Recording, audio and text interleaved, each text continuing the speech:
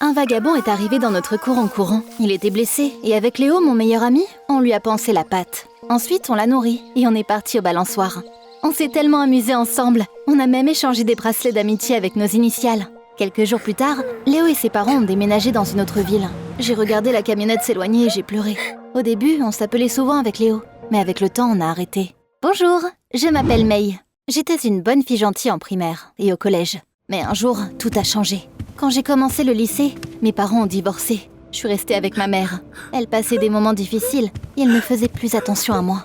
Ça me faisait vraiment mal. Je passais tout mon temps dans ma chambre à regarder des émissions à la télé pour me changer les idées. J'aimais bien m'imaginer que j'étais un personnage de film. Mais pas forcément une héroïne. J'aimais bien les méchants aussi. Ils étaient tellement forts et stylés. Je voulais être comme eux. Au début, j'ai changé de coupe de cheveux et je me les ai suivis en noir. Dis-toi que ma mère n'a même pas remarqué. Après les vacances, je suis arrivée à l'école étant une personne complètement différente. J'avais plus confiance en moi grâce à ma nouvelle coiffure. J'ai commencé à répondre aux profs. Je me suis moquée des gens de ma classe. Et je me sentais comme l'héroïne de ma série préférée. Évidemment, tout le monde était choqué. Surtout Samantha, une super amie. May, je te reconnais à peine. Pourquoi tu fais tout ça? Si tu m'aimes pas comme ça, alors t'as qu'à plus traîner avec moi. Je voulais vraiment traîner avec les mecs les plus cools de notre école. Mais ils ne m'ont pas laissé faire. Un jour, on a appris qu'il y allait avoir un concert de rock dans notre ville. Tout le monde voulait y aller, mais une mauvaise surprise nous attendait.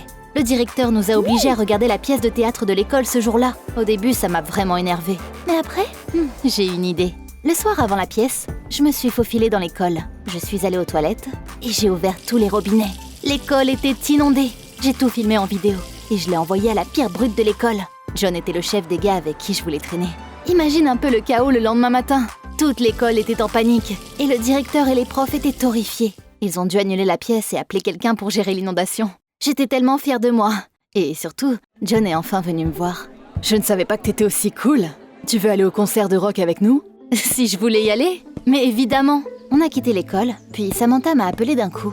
Elle m'a demandé de me reprendre en main et de ne pas traîner avec les mauvaises personnes. Mais je lui ai juste fait signe de partir. Le concert était vraiment la chose la plus géniale que j'avais jamais faite. Et je me suis vraiment lâchée là-bas. Puis on a continué à traîner même s'il était tard. John m'a dit que je devais passer 3 tests pour rejoindre leur groupe.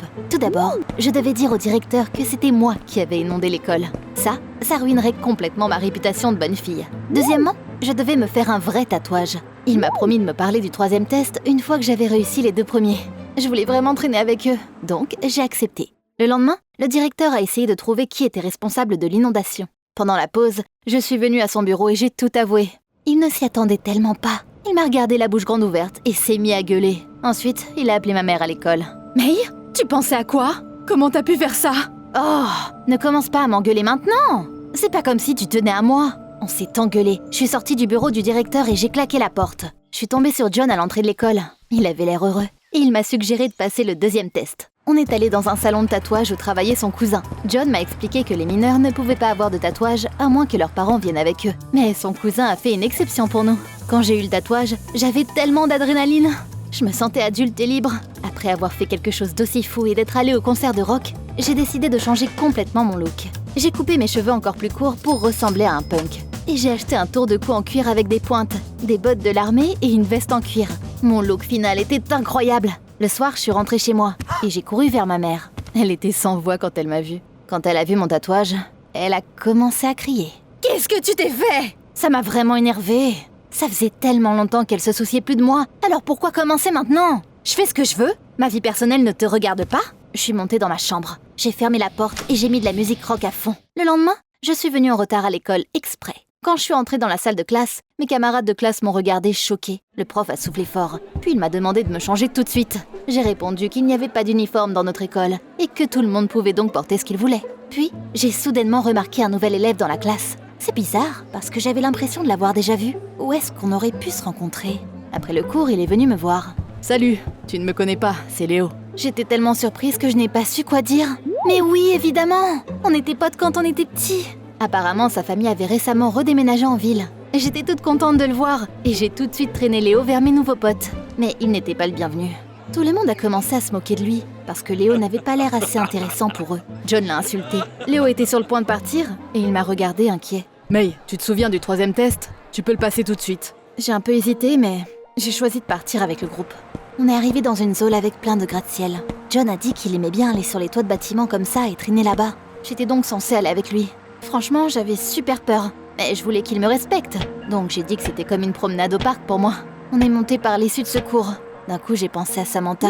Elle n'aurait jamais eu le courage de faire un truc comme ça. Elle avait vraiment le vertige. On est monté et on a fait une petite promenade sur le toit. J'ai fait semblant d'en profiter même si j'étais vraiment pas à l'aise.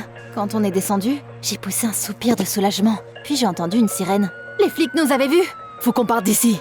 On a couru dans la rue, mais la voiture de police nous a suivis. À un moment donné, John a tourné dans une ruelle étroite. Je l'ai suivi et j'ai failli tomber. J'ai un peu traîné, mais j'ai vite réussi à rattraper les gars. Quand on a enfin perdu les flics, John était tellement rempli d'adrénaline qu'il a crié. On est resté en ville jusqu'à tard dans la soirée. John se vantait que son cousin allait bientôt le laisser faire de la moto. Il a mis son bras autour de mes épaules et m'a promis de faire un tour. J'avais trop hâte. À la maison, j'ai essayé de me faufiler dans ma chambre quand la lumière s'est allumée d'un coup. Ma mère m'a bloqué le chemin. T'étais où? T'as vu l'heure? Je l'ai ignorée et j'ai essayé de la contourner. Mais elle m'a attrapé l'épaule. Ne t'avise même pas de partir quand je te parle. Ne t'avise même pas de me déranger. C'est de ta faute de toute façon. Papa nous a quittés à cause de toi. Maman a reculé d'un coup. Elle avait les larmes qui coulaient sur son visage. Je me suis rendu compte que j'étais allée trop loin et que je l'avais vraiment blessée. Mais j'étais trop fière pour m'excuser. Le lendemain matin, toute l'école savait que j'avais fui les flics et escaladé un gros immeuble. Il ne restait aucune trace de ma réputation de fille obéissante. John m'a enfin acceptée dans leur groupe et j'étais sur la lune. Les profs s'énervaient dès qu'ils me voyaient. Pendant un cours, j'ai même été envoyée au bureau du directeur. On peut s'habiller comme on veut. Je n'enfreins aucune règle. Mon insolence rendait le directeur fou. Mais il ne pouvait rien faire. Un jour, pendant une pause, John nous a suggéré de faire une blague à la nouvelle prof. Elle était très jeune et elle ne connaissait pas encore les noms des étudiants. John et deux de ses potes sont venus dans ma classe. On discutait de comment perturber la leçon et Léo a entendu notre conversation. Tu ne peux pas faire ça, c'est pas bien. Au fond, j'étais d'accord avec lui, mais je ne pouvais pas l'avouer devant John. Donc j'ai juste dit que Léo était chiant. Samantha a essayé de prendre son parti, mais on s'est moqué d'elle aussi. Le cours, c'était un vrai cirque. On parlait fort, on a jeté des papiers partout et on n'a pas fait attention à la prof. À un moment donné, John a allumé une enceinte Bluetooth et il a mis du gros rock à fond. La prof ne savait pas quoi faire et elle a failli éclater en pleurant. Léo n'arrivait plus à rester calme. Il s'est approché d'elle et lui a dit que John et ses amis n'étaient même pas censés être dans la classe. La prof est allée voir le directeur et ils ont été obligés de partir. John s'est énervé et il a dit à Léo qu'il regretterait. Un soir, je suis sortie me promener. C'est là qu'un motard s'est arrêté à côté de moi et m'a proposé de faire un tour. Waouh! Son cousin l'avait enfin laissé prendre sa moto pour faire un tour. Je me suis assise derrière lui, je l'ai serré dans mes bras et on est parti. C'était incroyable. Contrairement à ce qu'on a fait sur les toits, j'ai adoré cette fois. On a fait le tour de la ville, puis John m'a raccompagnée chez moi. Je n'arrêtais pas de penser à lui et à notre balade toute la nuit. Le lendemain, je l'ai vu près de l'école. John et deux de ses amis coinçaient Léo. Ils avaient probablement décidé de se venger de lui, vu qu'il les avait dénoncés au prof. John était sur le point de le frapper, mais Léo a réussi à attraper son bras. John pleurait de douleur. Tout le monde était surpris. Le geste avait l'air très impressionnant, et personne ne s'attendait à quelque chose comme ça de la part de Léo. Il a relâché John, pris son sac à dos par terre, puis il est parti tranquillement. À part ça, la journée s'est passée tranquillement et le soir, j'ai une surprise désagréable. Quand je suis rentrée, maman m'a enfermée dans ma chambre et m'a pris la clé. J'étais furieuse. J'ai essayé de la raisonner, mais elle ne m'a pas laissé sortir. Après m'être un peu calmée, je me suis assise et j'ai regardé par la fenêtre. C'est là que j'ai vu une moto arriver chez nous. C'était encore John. Je voulais vraiment aller faire un tour avec lui et je n'allais pas laisser ma mère m'arrêter. Je suis sortie par la fenêtre, je suis descendue sans faire de bruit et je me suis avancée vers John. On a recommencé à rouler dans les rues. Il m'a emmenée sur une colline à la périphérie pour profiter d'une belle vue sur la ville. On l'a admiré pendant un bon bout de temps, sans descendre de la moto. Puis on a fait marche arrière. J'aimais bien qu'on ne parlait pas beaucoup. Ça rendait nos voyages très mystérieux et romantiques. Quand John m'a ramenée à la maison, je suis retournée dans ma chambre par la fenêtre. J'étais sur le point d'aller me coucher quand ma lampe s'est allumée d'un coup. Maman était assise sur mon lit. Au début, elle m'a fixée, puis elle a soupiré lourdement. May, faut qu'on parle. Je sais que je n'ai pas bien fait attention à toi, mais tu dois me comprendre aussi. J'avais encore honte de ce que j'avais dit sur papa.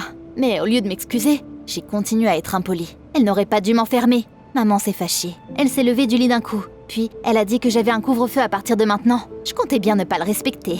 C'était bien la dernière chose dont j'avais besoin. Le lendemain, j'ai séché les cours. Et je suis allée au salon de tatouage le soir. J'ai décidé de me faire percer. C'est là qu'une surprise m'attendait, parce que j'ai vu une moto que je connaissais près de la porte. Après que le cousin de John m'ait percé le nez, je lui ai dit que j'aimais vraiment faire de la moto. Quoi? T'as roulé avec qui? Avec John? Il a froncé les sourcils, puis il m'a dit qu'il n'avait pas laissé son cousin utiliser sa moto. Ça m'a vraiment surpris. Peut-être que John l'avait pris sans sa permission. Quand j'ai quitté le salon, Samantha m'a appelée. Quand j'ai vu son numéro, j'ai grimacé. Je ne voulais pas encore me faire critiquer. J'ai décidé de ne pas répondre. Je ne voulais pas rentrer à la maison, donc je suis partie à un diner ouvert 24 heures sur 24. J'ai commandé un hamburger et un coca, puis je me suis assise à une table éloignée. J'ai continué à refuser les appels, et j'ai même éteint mon téléphone. Je me suis endormie un peu le matin, mais une serveuse m'a réveillée. J'ai dû quitter le café et me traîner à l'école. Une foule s'était rassemblée près de la salle de cours, et tout le monde parlait de quelque chose. Quand je me suis approchée d'eux, ils se sont tus et m'ont jeté des regards accusateurs. Avant que je ne puisse demander ce qui s'était passé, le directeur est venu vers moi et m'a traînée à son bureau. Apparemment, la veille, quelqu'un avait enfermé Samantha sur le toit de l'école après les cours. Elle avait vraiment le vertige. Elle avait donc fait une dépression nerveuse et elle avait été emmenée à l'hôpital. Au début, le directeur soupçonnait John. Mais John et ses amis avaient dit que j'en avais marre de Samantha et que c'était moi. J'étais choquée. Je n'arrivais pas à y croire qu'il m'avait trompée comme ça. Puis John est arrivé dans le bureau. Le directeur l'a encore interrogé et il m'a mis toute la faute sur moi. Je ne comprenais plus rien. Pourquoi il était comme ça? Et nos balades à moto alors? Je pensais qu'il m'aimait bien. Le directeur a rappelé ma mère. Il a dit que j'avais franchi toutes les limites et que je serais expulsée de l'école. Maman n'a rien dit. Je me sentais horriblement mal. Samantha m'avait appelé la veille et je n'avais même pas répondu. Peut-être que si j'avais répondu, tout se serait bien passé. Je voulais aller à l'hôpital, mais le directeur a dit que Samantha était sous sédatif et dormait. En quittant son bureau, j'ai vu mon reflet dans le miroir et je me suis figée. Qu'est-ce que je suis devenue? Pourquoi je faisais tout ça? J'étais allée aussi loin pour être acceptée dans le groupe de John. Tout ça pourquoi? Pour qu'il me trahisse? Maman devait retourner travailler. Elle m'a déposée en voiture. J'étais sur le point de rentrer quand une moto s'est arrêtée à côté. Il se moquait de moi ou quoi, John? Il pensait vraiment que j'allais monter avec lui. J'ai regardé le motard sans rien dire, quand j'ai pensé à un truc d'un coup. Et si je m'étais trompée? Et si ce n'était pas John, mais son cousin? Mais pourquoi ne m'avait-il rien dit quand j'étais dans le salon? Là, le motard a enlevé son masque. Je n'en croyais pas mes yeux. C'était Léo. Je suis montée sur sa moto et il m'a ramenée sur la colline. Là, il m'a dit qu'il avait juste voulu passer du temps avec moi. Donc il m'avait emmenée faire des promenades. Je pense que t'es une meilleure personne que tu ne le montres. Je connaissais la vraie toi quand on était plus petit. Là, il m'a donné sa main et il a soulevé sa manche. Il portait toujours le bracelet d'amitié que je lui avais donné. C'était la dernière goutte et j'ai commencé à pleurer. D'un coup, j'ai compris que je faisais vraiment les mauvais choix. J'ai fait beaucoup de mauvaises choses, mais je n'ai pas enfermé Samantha, je te le jure. Léo m'a cru. Je me suis calmée et j'ai décidé de tout arranger. Quand je suis entrée à la maison, je me suis changée et j'ai cuisiné. Quand maman est rentrée du travail, je me suis excusée pour ce que j'avais dit et pour mon comportement. Au début, elle ne voulait pas me parler, mais après, elle s'est un peu adoucie. On a parlé de tout et on s'est réconciliés. Je suis montée dans ma chambre, j'ai sorti une boîte de mes affaires d'enfance, j'ai retrouvé mon bracelet d'amitié et je l'ai mis. Le lendemain matin, le directeur a appelé ma mère. Il a dit qu'il y avait eu une erreur. Je n'avais pas enfermé Samantha sur le toit, donc je pouvais revenir en cours. Maman était très heureuse et elle m'a emmenée à l'école. Quand je suis entrée dans la salle de classe, tout le monde était agglutiné et ils parlaient encore de quelque chose. Quand ils m'ont vue, ils ont arrêté de parler d'un coup. J'ai vu Samantha. Elle est sortie de l'hôpital et elle avait dit au directeur que c'était John qui l'avait enfermée sur le toit. Ils voulaient juste rire, mais quand j'ai eu ma dépression nerveuse, ils ont eu peur. Et ils ont mis toute la faute sur toi. Je t'ai appelé parce que t'étais leur pote et que t'aurais pu me laisser sortir. Mais tu n'as pas décroché, puis mon téléphone s'est éteint. J'avais tellement honte de moi. Je suis désolée de ne pas avoir décroché le téléphone et d'avoir agi comme ça. Je veux qu'on redevienne potes, mais je comprendrai si tu ne veux pas. C'est peut-être dur à croire, mais Samantha a accepté. Elle m'a avoué que l'époque où on était amis lui manquait.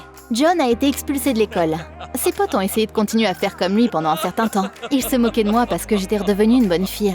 Mais je me suis défendue et Léo m'a aidée. Ils ont commencé à le respecter. Les brutes ont fini par arrêter de traîner ensemble et ils n'étaient pas aussi courageux quand ils étaient seuls. J'ai commencé à sortir avec Léo. Pour la première fois depuis longtemps, je me sentais heureuse. Tu t'es déjà rebellée? Dis-moi tout dans les commentaires.